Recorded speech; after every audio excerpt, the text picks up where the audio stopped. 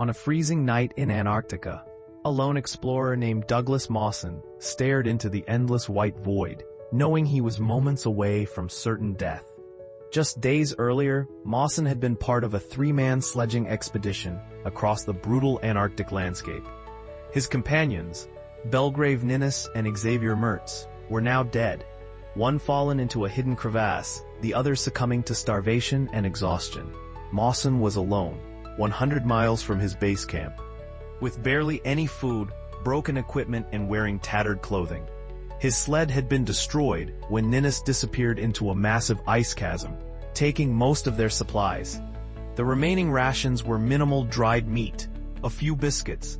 As temperatures plummeted to -40 degrees, Mawson's body began shutting down. His skin was frostbitten, his muscles barely functioning. Each step was agony. He was losing roughly a pound of body weight per day, and hallucinations began to blur his perception of reality.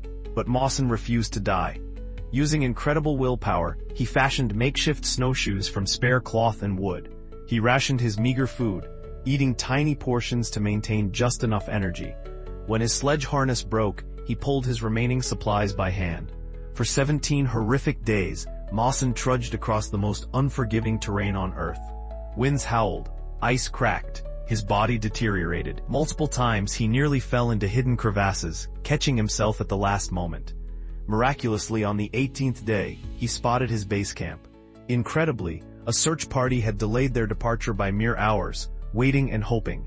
Mawson survived where others would have perished. His companions were dead. His expedition was in ruins.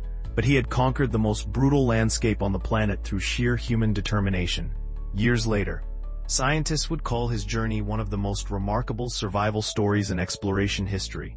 A testament to human endurance that defied every possible expectation of survival.